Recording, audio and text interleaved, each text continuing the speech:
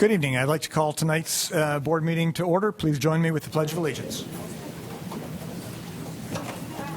Pledge allegiance to the flag of the United States of America and to the republic for which it stands, one nation, under God, indivisible, with liberty and justice for all. We begin tonight's meeting with remarks from Superintendent Moore. Good evening. I'm proud to announce that the Wake County Public School System currently has the reigning North Carolina School Counselor of the Year, North Carolina Counseling Director of the Year, and North Carolina School Psychologist of the Year. We know full well that addressing the social and emotional needs of students is critical to their success, and this Student Services Clean Sweep is just one indication of our commitment. Vanessa Barnes, Dean of Students of Services at Millbrook High School, is the North Carolina School Counselor of the Year. Among the many programs spearheaded by the veteran school counselor is the Futures Summit, which helps Latino students find college, career, military, and scholarship opportunities, and an academic boot camp that sharpens essential skills for first-time students in advanced placement and international baccalaureate courses. Her work has played a key role in lifting Millbrook's graduation rate from 75% to 91%. Crystal Reardon is the North Carolina Counseling Director of the Year. Overseeing some 450 counselors at 191 schools is a big job, but Crystal has demonstrated her capable leadership time and again. Her roles range from helping lead the crisis team, supporting anti-bullying efforts, shaping college and career counseling services, and much more. Her employees say she is constantly encouraging them to sharpen their own skills by regularly attending trainings and collaborating with colleagues across all departments. She never lets them lose sight of their ultimate goal, giving students the support they need to succeed in school and in life. Dr. Jenny Hyde is the North Carolina School Psychologist of the Year.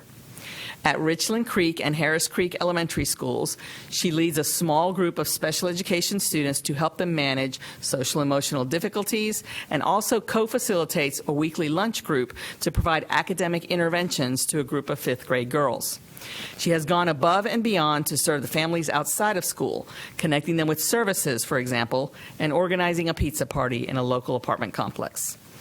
Thank you to all these outstanding employees for the many ways they help students overcome obstacles to reach their full potential.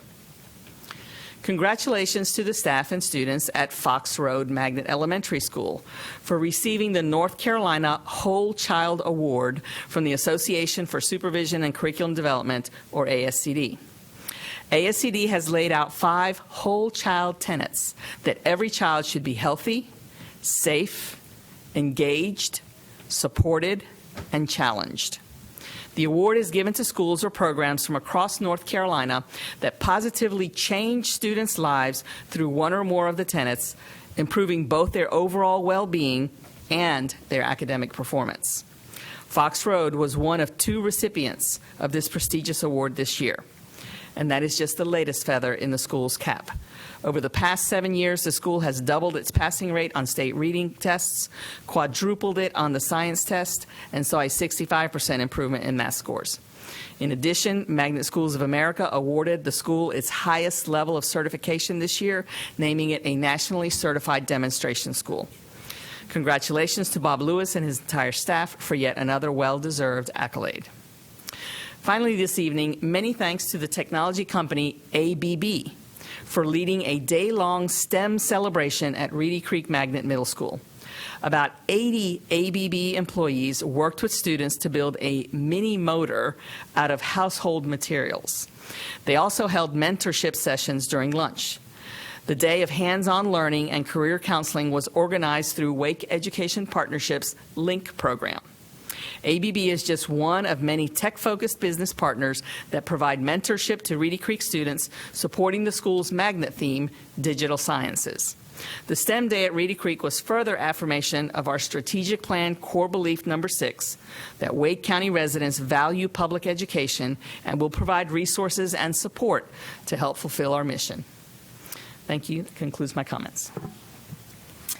Thank you. And from the board, again, congratulations to all the counselors, school counselors, schools.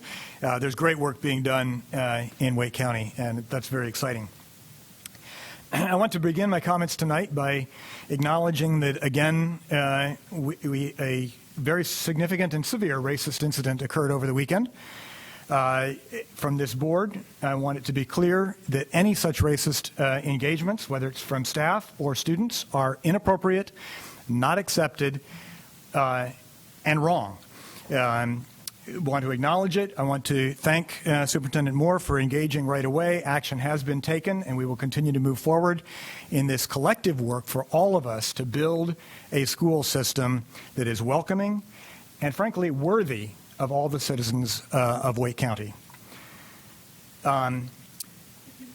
Last weekend, there was the Public School Forum hosted a wonderful conference on the color of education. Both Monica Johnson Hustler and I were serving on a couple of panels for that conference. It was a very well attended and well received conference, really helping us to acknowledge where we are and where we need to go with respect to issues of color in our schools and addressing issues of integration. There, I think it's important to highlight that one of Wake County's own, Dudley Flood, was recognized. Public School Forum is initiating the Dudley Flood Center for Educational Equity and Opportunity. So that's a really exciting opportunity, and we'll need to find ways to partner with that work. I also had the privilege yesterday of serving on a panel with Public School Forum's Leadership Policy Institute. They have a policy institute where they bring educators from across the state to learn about policy, both from elected official perspectives and superintendent perspectives, and you name it. Great panel, great to work with education leaders, both from Wake County and across the state. In that setting, I'm reminded at how other systems look at us, look at our policies.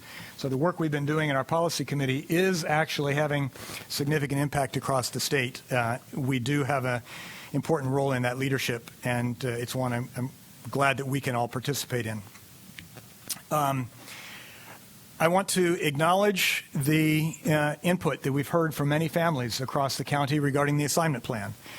As you heard in the draft 2 discussion that we had in work session, many changes have been made. We can't make all changes. There is work that we need to do to make sure that we appropriately fill all seats that we have available. When we have over-enrolled schools and under-enrolled schools, it's our duty to the taxpayers across this county to make sure that we effectively utilize all seats. But I do want to acknowledge the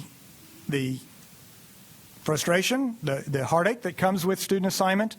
But I also want to acknowledge and thank the community for the comments that we have received.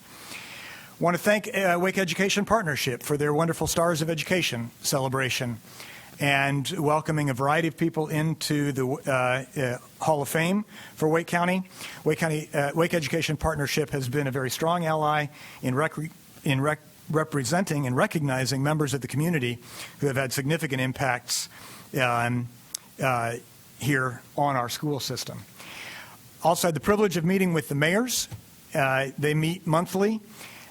It was really good to have a chance for some give and take exchange. I think this is another area we want to continue our avenues of communication. I think where we have good communication between us and municipalities, that helps us all work together more effectively. So stay tuned. We're in some conversation to maybe re-engage a meeting between the mayors and the Board of Education that historically happened, but as far as I know, hasn't happened since 2011. But we're in some conversation to reignite that. Finally, my BAC meets tomorrow morning at 9:30 at Dillard Drive Elementary School. The public is welcome to attend. Mr. Sutton. No comments. No comments? All right, we'll start with Mr. Haggerty this week. Thank you, Mr. Chairman. At this time, I just want to apologize for recent absences at public hearings and committees over the past few weeks and express my gratitude for the sympathy and the prayers extended to our family these past few weeks. I want to express my gratitude and appreciation to Rex Hospital, to Transitions Life Care of Raleigh for the compassionate and quality care that our families received. And I just want to encourage everyone, excuse me just a minute. You're good, Chris. And no apology is needed. I just want to encourage everyone to take the opportunity to tell your family members you love them or whatever it is you need to tell them, because we take that for granted, and then sometimes that opportunity is lost. So if you take anything else from tonight's meeting, go home and do that. Thank you. Thank you, Chris. I have no comments. Mr. Fletcher? I will share a couple of thoughts. This year, as a district, we have opened the magnet application process way early. And the public needs to know that it's not a first-come, first-served deal, but you can make a decision now about applying to a magnet school now. You don't have to wait till January to do it. The application period is open. The Magnet Fair actually was held last weekend at Panther Creek High School, which is a new location for it, and recognition of the fact that we're working really hard to attract folks from our most overcrowded schools to make the choice to travel and to engage in a not only a great basic academic program, but one that's got some differentiation to it based on arts or some other choice in the magnet program. So I'm very happy about that and about our staff making some changes and really being more outgoing in terms of recruiting. There's also a calendar that's been published of the many magnet fairs being held around the county, as well as dates when individual magnet schools will be holding events in their schools. All of that is available online, and I encourage anyone who has an interest in looking at a magnet school, elementary, middle, high, to access that and to assess what will work best for your family. I have to say this, Green Hope High School scored 2 knockouts this weekend. The girls' tennis team is a three-peat for the 4A state championship. And the Green Hope Band went away with the crown jewels from the Cary Band Day. So arts, athletics, and the academics speak for themselves. I think the information about young people who are participating in these extracurricular activities is that more than half of our students do. Think about that now. Half of our students do, and the discipline issues are down, the attendance issues are up.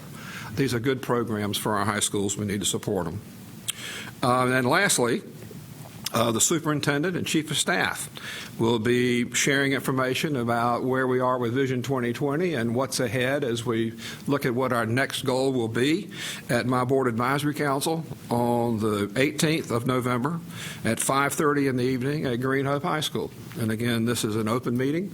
We encourage folks to come and talk about to listen to what is in the superintendent's mind about where our future is. So thank you very much. Thank you. Ms. Kushner.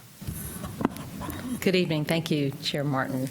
I also wanted to commend the Public School Forum and its partners for having Color of Education.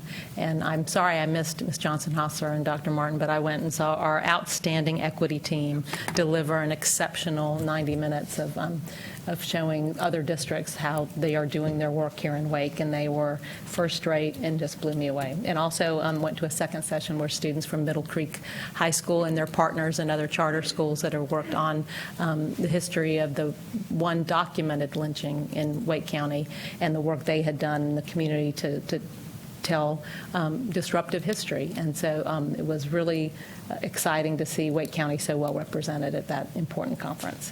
And also wanted to, it was said at the work session, but wanted to thank the parents for coming out to the 3 student assignment forums that we had, but also the staff from our school system that was there for all 3 evenings. So thanks to the staff and parents for giving that feedback. Ms. Scott. Thank you. Our Board Advisory Council meeting was actually last night at Wendell Elementary School, and we thank them for hosting. It was another full house. We had Wade Martin discussing his role and talking about some of the future that we're looking towards, some of the vision that we're looking towards as we continue to move forward. And I thank Mr. Fletcher for talking about band, because absolutely, as a music educator, our public schools have phenomenal opportunities.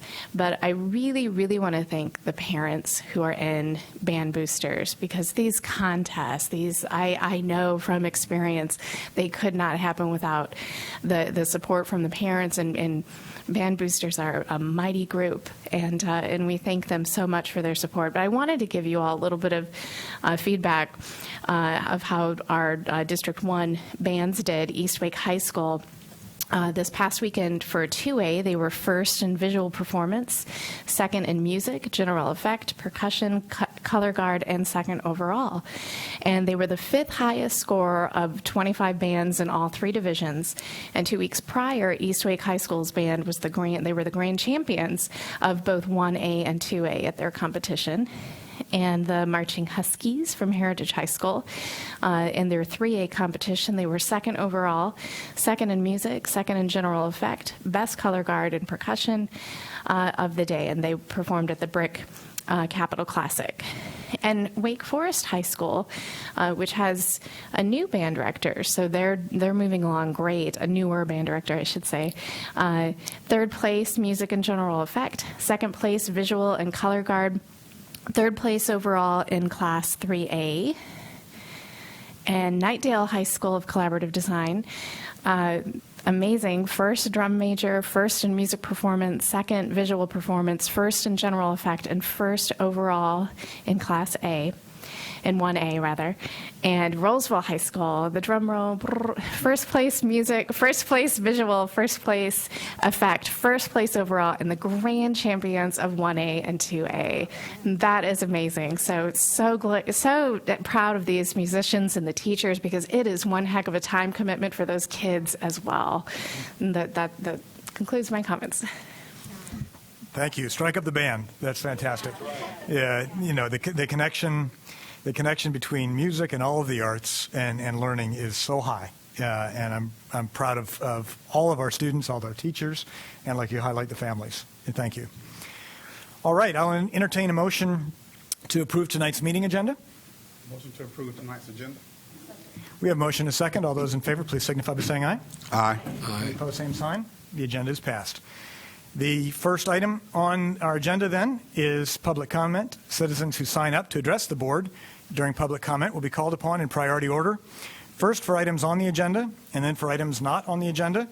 Each individual speaker will be allowed 3 minutes for remarks. Specific personnel or student matters are not appropriate for this public comment setting, but may be addressed through applicable WCPSS personnel, the grievance policy, or other applicable policies. The first speaker tonight is Karen Gerke Austin.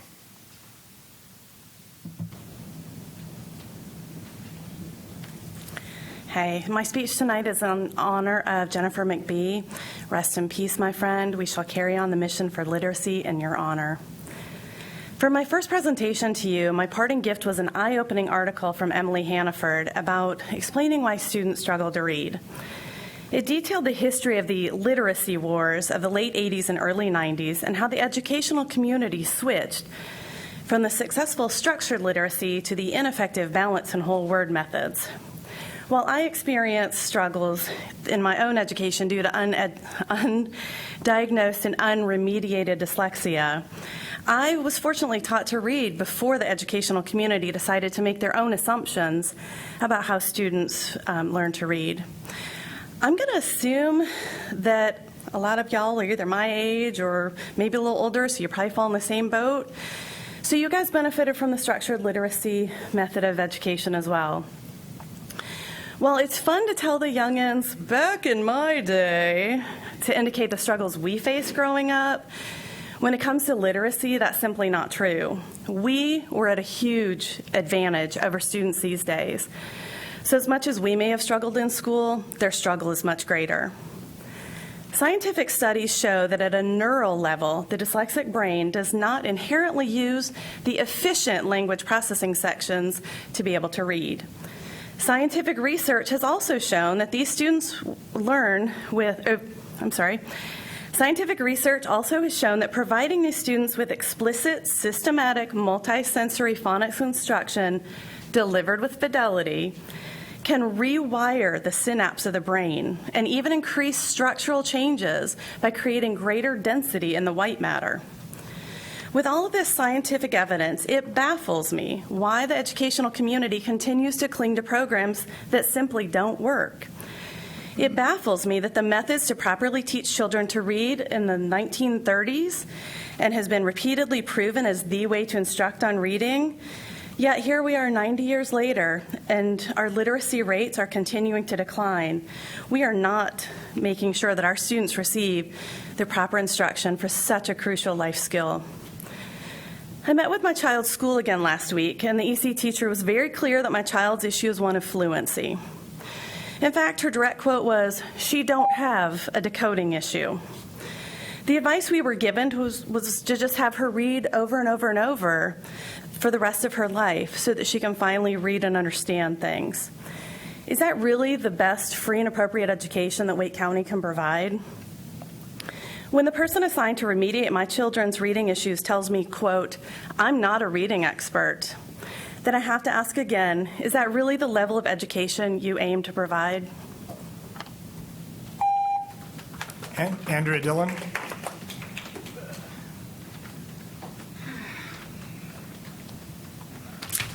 Good evening. This is my first time at this location. Last time I spoke to the board was in the other location. I'm the mom of 2 Wake County students in K-12. I've recently been unnerved with a situation that I went through with our own school. A social and emotional and behavioral learning assessment was going to be given to students in our school, and a letter went home to most parents in our school. However, one didn't come home to me until after I asked about it. There was also an opt-out that came with this item. The letter did not name the assessment. It just said that this was going to happen and a second period teacher was going to administer it. There were no other details given. There was nothing else given. I contacted our principal. He gave me the runaround. We went back and forth in email probably about 4 or 5 times, to the point where he admitted that he didn't have access to this assessment. He didn't know anything about it. No one at the school could help me. No one could show it to me. And this was absolutely ridiculous. I shouldn't have to go back and forth like this for a very simple thing that was sent home in a notification letter. This should be available for me to inspect at any given time that I walk into that school. Then I got sent off to the communications director, Mr. Simmons, who was extremely helpful, by the way. I would like to commend him in getting that assessment to me within a 24-hour period, where as my principal was not able to do it in 4 days. This assessment, the implementation hinges on one of my child's already overburdened teachers maybe paying attention to my students' behavior over the course of a week prior.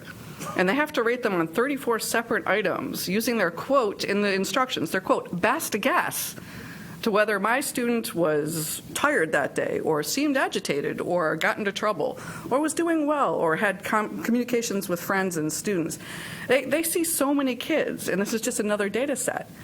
Which leads me to the next point. This is another data set. What is this being used for? Principal couldn't tell me. I've done a records request and I haven't gotten that back yet, so I don't know where the data is going, what it's being used for, how this was paid for, and why only certain schools are getting this assessment instead of the entire district. Why, if this is going towards the social, emotional, behavioral learning that Wake County has embraced, then why isn't this going into every classroom? Why aren't all parents being told about this survey? Anyway, these are minor children, and the district, in my opinion, has no business evaluating them medically or psychologically without the express written permission to parents, which leads me to the point that I wanted to make here today. Wake County has an opt-out policy for types of things like this. So many parents I know did not even get this letter.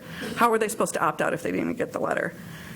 Things of this nature should be opt-in and opt-in only, and I would urge this board to consider that policy and reconsider their position on this in the future.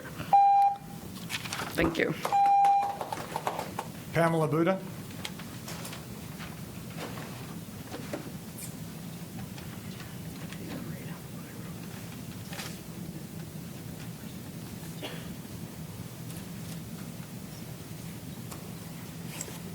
Hi, I'm Pamela Buda. I'm a parent of a student in Wake County Schools, and before I speak, I do want to ask that I'm not retaliated for being a parent to speak before the school board. I'm also asking that my child is not retaliated at the local school site. And I'm saying that because we have experienced that in the past. So tonight I'm here to ask about parent-teacher conferences. What is the policy on parent-teacher conferences? I know a parent that's waited 3 weeks, had requested a parent-teacher conference, and like this parent that just spoke, has been running around generating, 16 to 20 emails, and the problem has just gotten buried and buried. And the situation has gotten worse and worse for that child. And that child's GPA is now affected, and that child is an African-American student. So what is your policy for parent-teacher conferences? I could not find an explicit policy that says within what time frame should I expect a principal, a teacher, an assistant principal to get back to me so that a parent-teacher conference can be set up. And then within that time frame, tell me how many days in which we can set up a parent-teacher conference. So if you could please address that and have someone get back to me. I may be mistaken and there is a policy, but I could not find it. Second, for IEP meetings, what is the policy for setting up an IEP meeting with parents? If they request an IEP meeting, is it set up where they get back within 48 hours and say, we can have a meeting in a week from now? Or is it, we can have a meeting 6 weeks from now? Or, we can't find a time, so let's now go out another 2 weeks. Let's go out another 3 weeks. Let's go out another 4 weeks. And again, this is done to an African-American student. Then, I did hear about the wonderful things the counseling department is doing, but why is it that counseling services and the Office of Special Education, both of them work with students with disabilities within Wake County Schools? Why is it that parents of students, and it was announced for PSATs, that you can sign up if you're a merit student scholar, you can take it for free? But why was it that Wake County has, to my knowledge, does not have a systematic policy in place so that the school-sponsored PSAT, that the eligibility deadlines for students with disabilities with a Section 504 or an IEP is announced on websites, that principal messages are sent home, and that's done during the summer so that parents know about the deadlines? Why is there no policy when those two departments have actually had leadership from 2007 to currently, and there's no policy in place? Where are the policy manuals for both Section 5 of counseling services and for special education? Finally, I'm working with parents that their kids have actually failed and are having to repeat classes. There's no policy manual. I asked, what's a special education policy manual? They don't have one. And then there's not a policy manual for Section 504. So how can I know what is being done? What is said is, we use this. You have this. This is your policy, the school board, to use this manual. Thank you for your time. Appreciate it. Cecilia Joyce.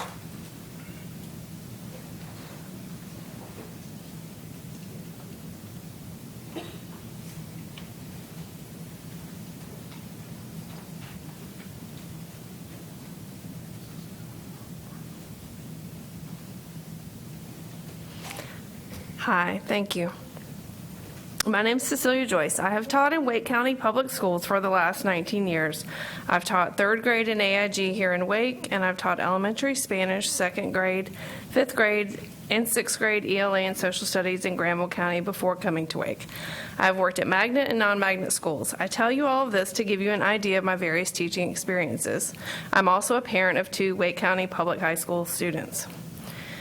I strongly believe that a behavior screening tool would be an asset to educators, counselors, and other school professionals trying to help assess the needs of a student.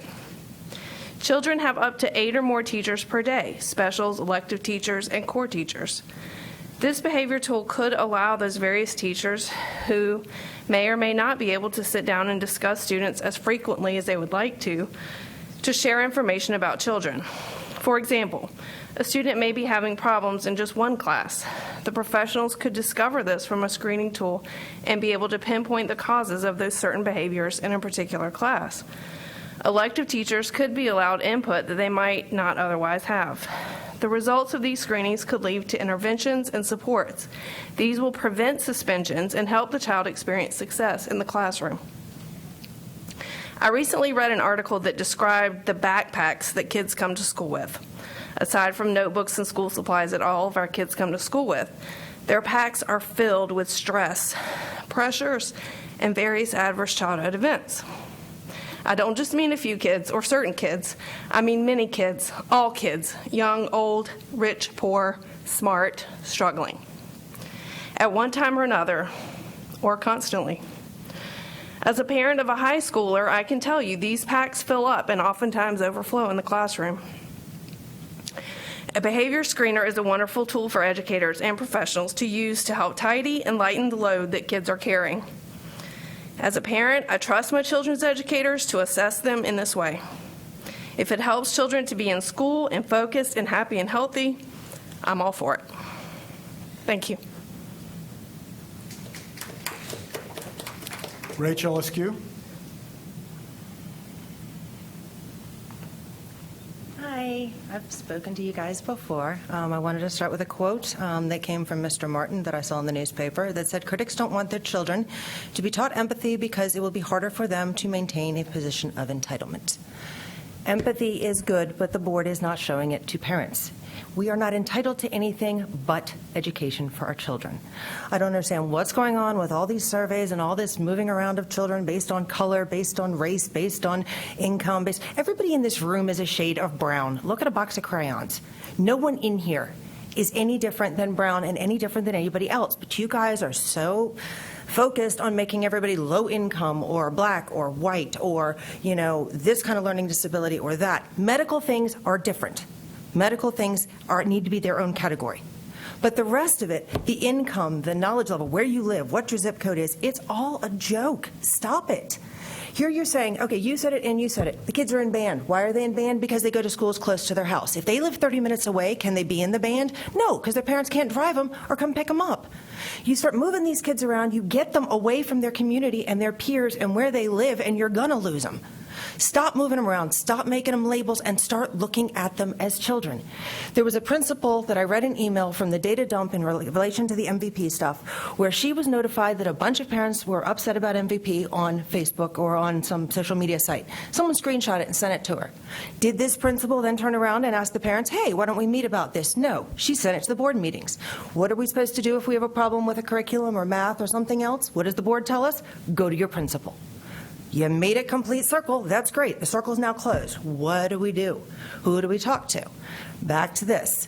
Okay, MVP, great. I finally saw a video from a classroom. It was from a Ms. Price at Moore Square. Video was complete chaos. I had no idea what was going on in my kid's classroom. I asked my daughter, I said, is this how it is? She goes, yeah, my middle schooler. What did Ms. Price do? Well, she's blocked a whole bunch of us on social media now, so we can't share it and we can't see it anymore. But is this what our educators are supposed to be doing, maintaining some sort of chaos in the classrooms where some kid goes shh to another student who was correcting him on something he did wrong? Where are we focusing on education? We've got data on who lives where or who is from what background. We're failing. This past couple weeks, the nation put out the report. I don't care if you like Betsy DeVos or not. I don't even know really much about her. The nation's failing. State puts out the data. State's failing. Wake County puts out the data. Wake County's failing. Well, when do we start worrying about the education of the kids? When do we start listening to the parents? Not hearing us, listening to us. We want a better education for our kids. We want to work with you guys. We want to be partners in this. Your responsibility is to the children for a good education.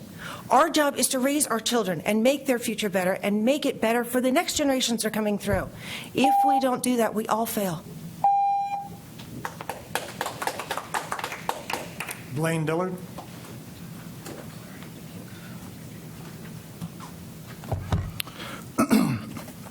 So all the data and work Blaine has done is meaningless. That was a response sent from MVP to Sonia Dupree back in May in response to one of my many analyses they were sent from your staff. And of course, that opinion was taken as gospel and forwarded around as an FYI. Meaningless. I wonder if that's what you think every time other parents and I come up here and say things every week. I encourage you to open your own minds and be critical thinkers and question things. I certainly had many questions after the September 17th presentation about last year's performance metrics. It was a good presentation. I know time was limited, not everything could be shared. But since then, I've taken it upon myself to learn all I can about the Math 1 metrics and how that compares to internal data that Wake County publishes.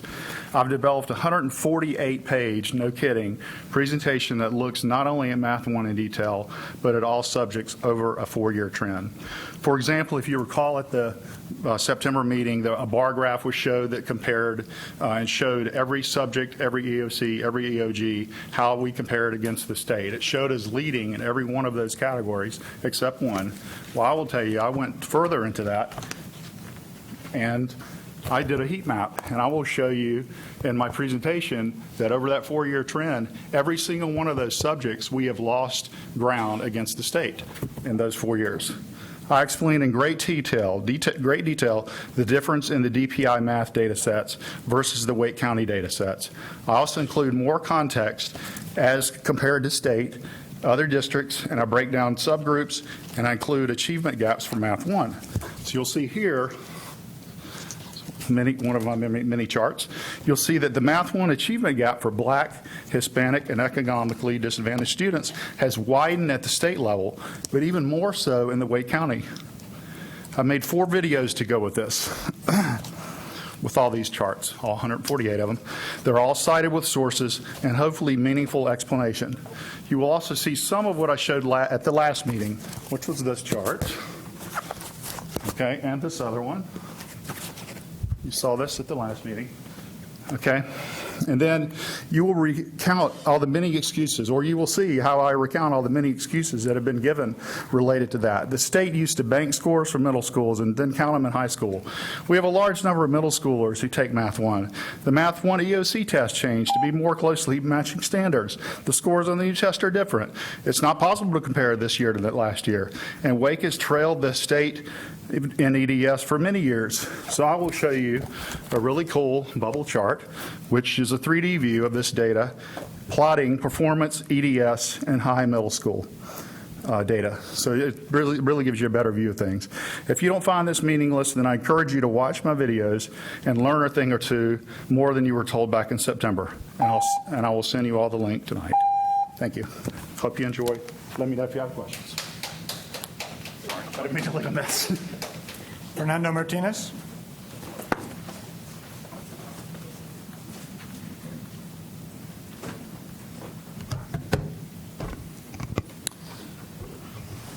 Fernando Martinez, Education Justice Alliance. Aversboro Elementary School, Ruth Elementary School, Brooks Elementary, Zebulon, Oak Grove Elementary School are the top 5 elementary schools with the highest suspension rates for Black and brown students. I do want to acknowledge that the school district has been doing some progress on reducing the suspensions over the last 5 years.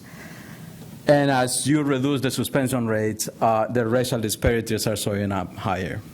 I'm not saying school staff are racist. I'm not saying that they are treating Black and brown students differently. I'm saying for some reason in some of these schools, we do have up to 10 times more Black and brown kids suspended than white students.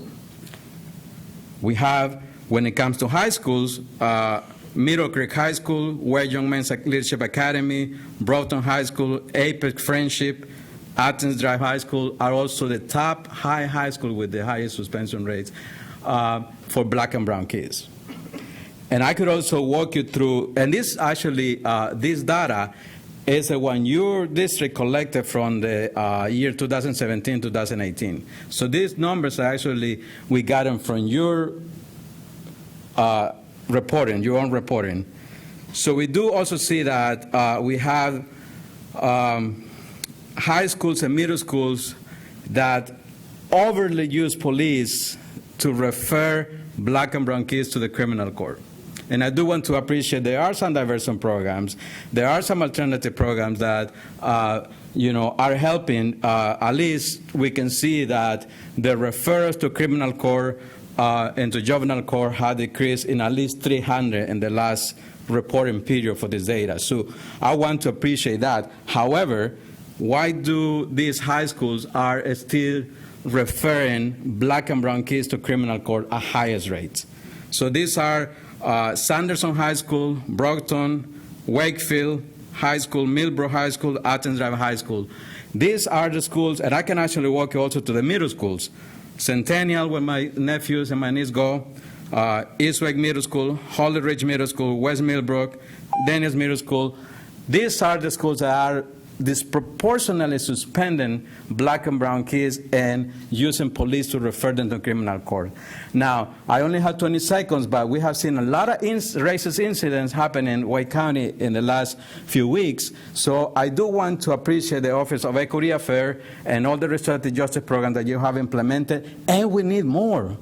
We need to take the opportunity that happened last weekend to talk about racism in the schools. And we have to be bold. We have to talk about racism when it comes to the school setting. And don't be ashamed of doing it.